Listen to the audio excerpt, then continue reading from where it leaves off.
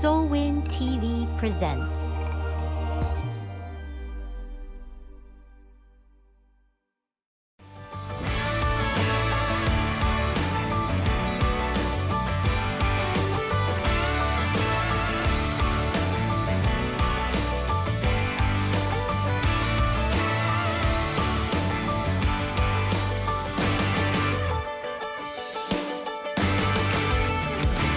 Faith and Hope with Sweet Tea and Sass, encouraging couples to reconnect with God and with each other so they can live their happily ever after too.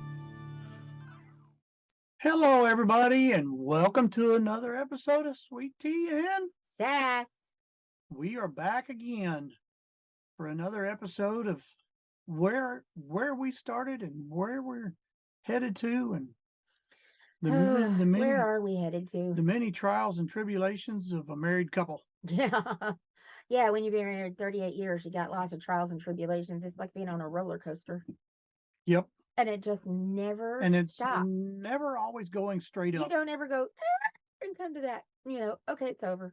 No, that doesn't happen. Not well. We hadn't got to that Maybe point. when you die. Yeah, when you die, I don't want to do that. Let's just all go to heaven on the family plan. that works for me. That's what Grammy used to say. Let's just Jesus come back in the resurrection, and then we'll all go on the family plan. Yeah, and everybody can be there together. Yep, that works for me. That way I don't have to be alone because I have those abandonment issues. Yeah. And no more death, no more pain, no more sorrow. Oh, no more Those pain. will be the days. Jesus, no more pain. Those will be the days. Yeah, we'll hear about that pain thing later because, man, I got that double dose. So this week's Bible verse is kind of near and dear to us as a couple. It's from Psalms 127, starting in verse 4. Like arrows in the hands of a warrior are children born in one's youth. Blessed is the man whose quiver is full of them. They will not be put to shame when they contend with their opponents in court. So this episode's called A Brown-Eyed Girl.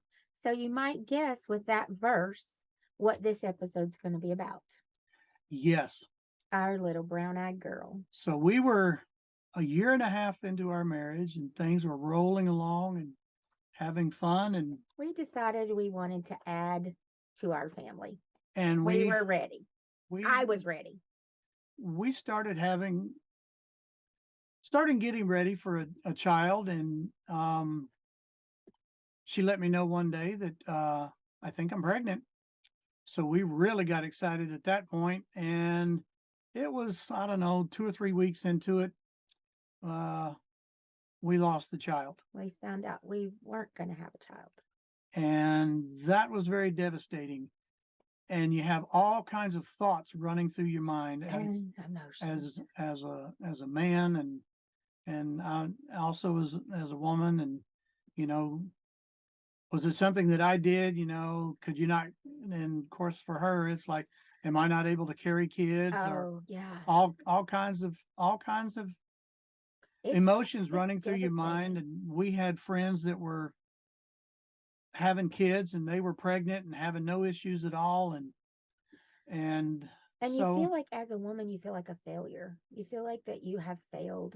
And you feel like, and for me, I felt like I wasn't going to be able to have kids. That was just it. I wasn't going to be able to have kids. I wasn't going to be able to carry them to term because I just had this, I don't know, doomsday outlook on things yeah, at the and time. those are thoughts that run through your mind. And so we And said, we were well, devastated. We cried. we cried We and cried together devastated, for days. I and think we cried. We laid in bed and cried every night for a couple weeks. weeks. And her doctor said, it's not the end of the world. You can Give try give again. give it a little time, and you'll try again. And it was a month or so. It was probably 3 months. She came home and said, I'm pregnant. And we're like, okay, We well, were we're not telling scared. anybody. We were scared. We're going to keep this one close to heart and just see what happens and where things go. And lo and behold, about 3 months later, she couldn't hide it anymore. Nope. I had one of those pregnancies that just was all out in the front and just 3 months, and I wasn't in clothes. I was in maternity clothes. There was no hiding it with all of my pregnancies. Yep. So, So we had to tell everybody. So so, everybody, this is what happens. and everybody said, "Do you know what it is? You gonna find out?" And we're like, "Nope, Nope. we know it's a baby, and it's not some kind of alien or anything like that. Yeah, no. We know it's a baby, and we'll see what God surprises us with." And We decided not to find out. We could have found out with through blood tests or through the ultrasound, but we decided we didn't want to know. We wanted to be surprised. yep, So we went through the whole pregnancy and didn't. Now that was a difficult time because I was working full time in an office and yep, it was the 80s and we had a major recession here in the US and I got laid off. And it was actually wasn't bad during the pregnancy because I was drawing unemployment, which was almost as much as I was making at work. Plus, I had been driving over 35 or 40 minutes to work because we live so far out in the boonies from our last episode. So I was saving all that money on gas. So we really were breaking even. So I yeah. was staying at home and we were doing pretty good. I was going to pregnancy aerobics classes 3 days a week. I felt great. I felt better than I had ever felt in my entire life. I had more energy. I felt great. And you know how when you see a pregnant woman and she's got that glow about her, there's just something about a pregnant woman that makes her seem happy, and she had it, I and she was feeling great and doing good, and the pregnancy went okay until about the last month, The last week. Everything was and great until the last our week. our our little brown-eyed girl was down and turned and ready to deliver, and On my due date, the she doctor was said, "You're not quite ready. You're not quite in labor yet. Let's give it another week, but I don't think you'll last a week, but I'll see you back in a week." no, And she said, I'll see you at the hospital before you come back. On my and on my due date, she said, I'll see you before a week, but go ahead and make an appointment, but I'll see you before the end of the week at well, the a week hospital. late, a week later, we went back for the next I appointment, came waddling in, and baby from here to my knees. that stinker decided she was going to turn, and she was now breech. Yep, she was Not bottom on, first. not only was she breech, but Elizabeth was now in full blown Labor. labor. Yep. And the doctor said, "Okay, we're going to have a baby tonight." We're gonna have a C-section And tonight. there's no waiting another week for her to turn back. Nope, there's no trying to So maneuver her. She's too big. She's measuring over 9 pounds. I'm like, no wonder I'm so big. so I I, got her to the hospital, and while I was at the hospital, I called my parents who were still living in Texas and said, "We're 3 hours away. having a baby tonight, and see you when you get here." And My called her mom and dad and said, "We're having a my baby." stepdad, Okay, stepdad stepdad, called them and said, "We're having a baby tonight. See you when you get here." And and your sister came and my took sister, pictures. my sister came and took pictures and wheeled her in at 9 o'clock. No, And it was 7. She was was born it at seven? 7:50. I remember it was 7:50. Brittany was born at 9 o'clock. 7:50 p.m. Yeah, 9 o'clock in the morning. yeah. Yeah, But she's the early bird. Remember? yeah, so Yeah, um, yeah. Miss Did Miss Megan was did the C-section and got her out and everything and he's watching the baby and she and they get her cleaned up and they take her out to the nursery and then he's sitting there and I was doing great until the doctors started to sew her up, and and he turned you know how he was just you like, can hear a piece of fine. okay, no, they don't want to hear that. We're not telling that. But he turned white as a sheet and I no, I turned as green as your shirt, he said, I love you, baby, but I have to go. and out the door I went. So I went out in the hallway and found Miss Megan, Of and course, he hadn't had anything to eat since since lunch, lunch. So he was, he probably would have tossed his cookies if he'd had anything. yep, It was an eye-opening experience, wasn't it, yep, baby? it was very eye opening. So and you found Megan? I found Megan. She was down in the nursery. Of course, they wouldn't let me hold her because I was no longer sterile because I had been out in the hallway. So But she's mine. so anyway, I'm standing there in the hallway, and our pastor comes walking up, and it's his day off, and He's he just comes the most walking in, amazing pastor. He was just and he's amazing. standing there next to me, and he said, "You ever think anything like this would happen?" I said, "No, but I prayed about it." And he just kind of laughed. And But funny too that we could not agree on names. The no, whole time I was pregnant, he wanted to name a girl Ashley. I wanted to name a girl Megan. He wanted to name a boy Michael, and mm, I wanted to name a boy Jay, because his first name is just the letter J. So we could not agree. So we said, okay, whoever the baby looks like is who picks the name, that's the name the baby will have. And so as soon as the doctor picked her up and showed her to us, I took one look at her and I looked at him and I said, "What's her name?" And he said, "Megan," because she was my mini me. She is my mini me. She looks exactly like me. We have totally different personalities, totally different likes and dislikes, but she is my mini me. yep, And the doctor immediately said, "You don't have to name her right now. You've got a few days." And we said, "No, her name's Megan. yep. There's no doubt about it. She's a Megan. So That's what she is." when I finally found her in the nursery, they already had Megan written on the baby name at the beginning of the at the head of the crib there. And Yes, but when they wheeled me out in the bed after going through this C-section and all this stuff, my mother and stepdad are standing there in the hallway. And I look at my mom, I'm still half dazed and everything. And my mom says, "Poor Arnold. What? This is the man that you hated. yeah, You did not want me to marry. You despised he couldn't come to your house. And now I've just had a major C-section and I've been through all of this, and you're going to say to me, the first thing you're going to say is, 'Poor Arnold.' Do what?" yeah. She's like, "Oh, he was just as green as he could be when he came out of there." I'm like, "And I'm cut from here to there.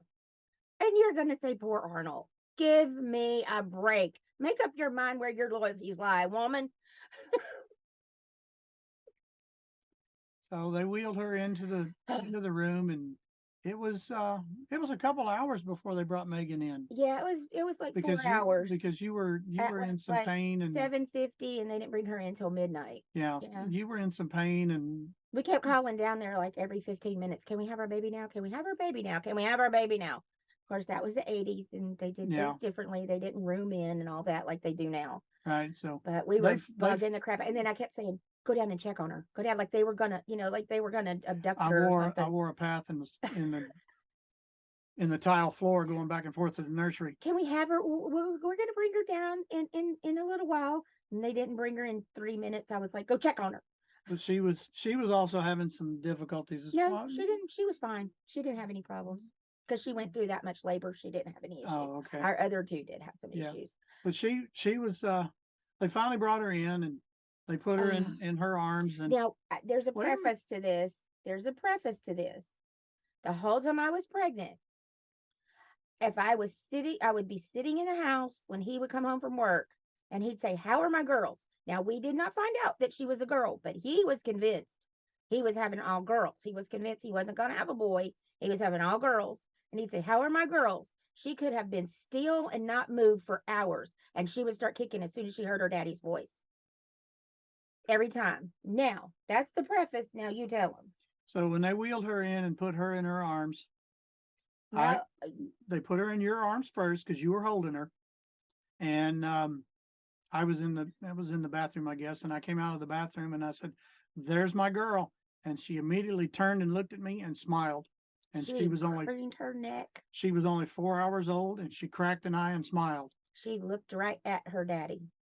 And she was a daddy's girl. She was a daddy's girl from the womb until now, and She's she still a won't daddy's girl. ever be a daddy's girl. She she was just attached to him from the womb, Yep. and she knew his voice, and she knew his voice from the womb. I will swear to it until the day I die that she heard her daddy's voice and she would start kicking. So with that being said, if you are expecting or if you are planning on having children, just know that everything that happens outside the womb, they will understand. They will feel. Yes, They feel pain.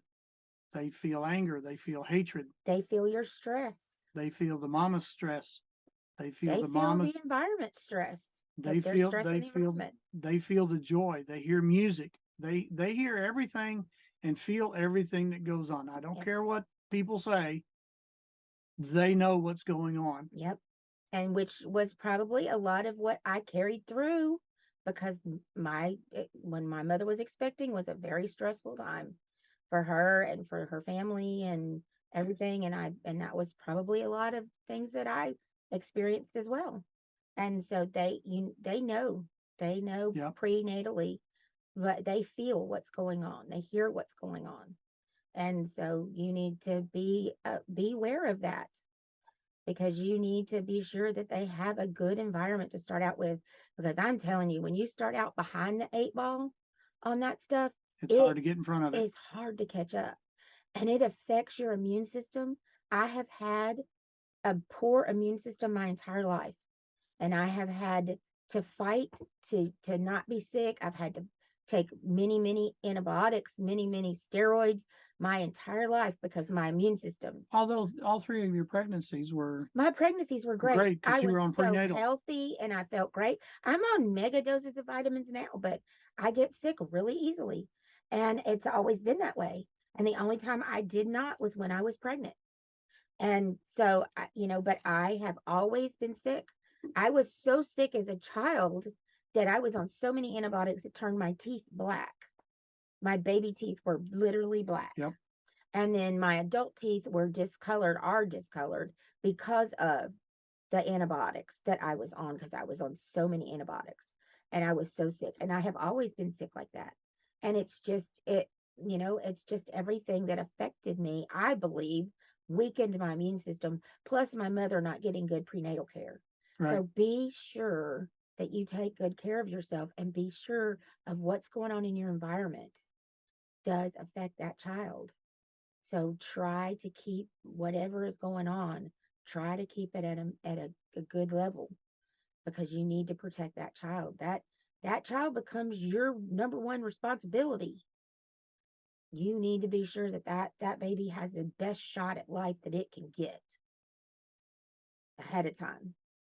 And so we went home about what, 4 or 5 days later. Yeah. Well, the first day I was sitting there in the hospital holding her, I was deep in thought, sitting there staring at this child, thinking, okay, What do you mean? what have I done? And I now have an extra mouth to feed, an extra body to clothe, and somebody else to protect and keep safe. And Yep. I thought I wanted kids from the day we got married, but now that I have a child, I thought, oh boy, I'm scared To death.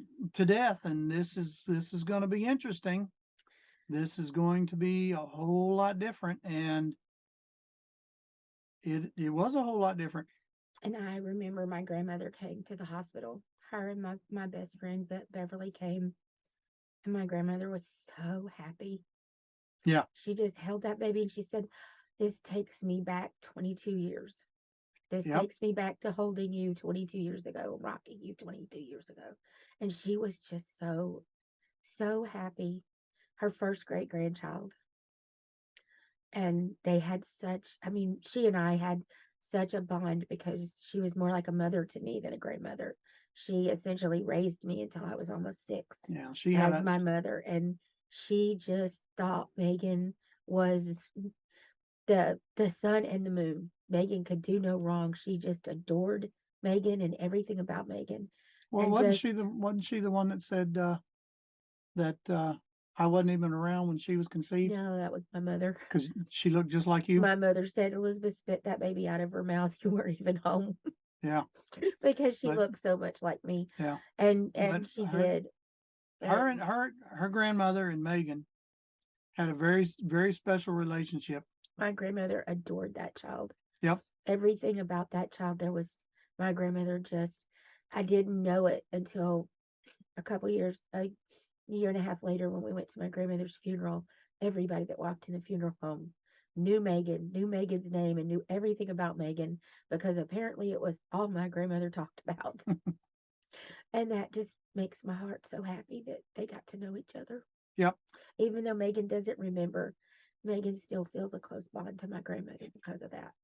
Well, they remember or they know who she They know is who she by your is stories. because I tell them stories. Yep. And that's what I do. I tell people stories because you need to tell your children stories Yep. so they'll know who they are. They'll know where they come from. Don't let them forget their legacy, their genealogy. That's the best way for them to know who they are and where they come from is for you to tell them stories about the people who came before them. So don't let those stories go without being told.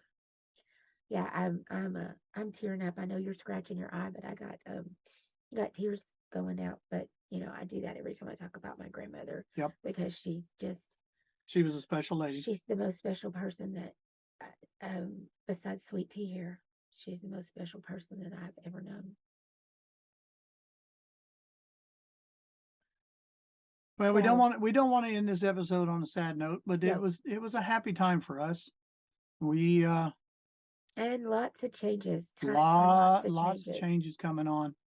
We oh yeah, there were a whole lot of changes coming on after our little brown-eyed girl showed up. Oh yeah. And a lot of stuff that we had no idea was fixing to happen in our little world, in our little bubble. Our little bubble got crazy after that. Yep. Not that it wasn't crazy before. No. But it got really crazy after that. Bringing a child in can make anything and everything crazy. But if you're not ready for it, it will knock your socks off. And we were ready. We went to all the classes. Yep. We did all the classes. We did everything. We read all the books. We were ready. Yep. Or so we thought. So we thought. Everybody thinks they're ready. So. And then you get there and it's, whoa, we weren't ready. And it slaps you in the face, so to speak. Yep. And but you do it. There's ways you can get through it, and marriage coaching is a way to do that. And we would love if you're having issues and life has slapped you in the face. Even if you've got a good marriage, yep. Go from good to great. We went through marriage reboot, and we have a great marriage, and we just went to greater because we gained so much from much knowledge from so much. We thought we went through it. We knew we had a good marriage and we had a stable marriage, but going through a reboot with a marriage coach is a way to drive your marriage or to make your marriage even greater. And to go back to where you started. Right. And remember, refocus on. Remember where you started and why you got together and put together a marriage purpose and your mission, and figure out what your marriage purpose is. Right. Your purpose together. That was really eye-opening for me. Pretty amazing. Yep. So after you leave us comments. Yes. And reach out to us. Look us up on social media. Yep. You can find us on Facebook. You can find our webpage, the ClamonGroup.com, and ElizabethClamon.com. Be the easiest way to find her, or you can find me as Arnold Clamon on Facebook. And you can find me on any of the social medias at Elizabeth Clamon. Yep. Because I just put everything under my name. Easy to remember. And it's CLAMON, Clam on. Just like on the sign behind us. Just like our sweet daughter-in-law did on our sign behind us. So until next time, folks, love y'all. May God bless you. See you later. Bye-bye. Bye-bye.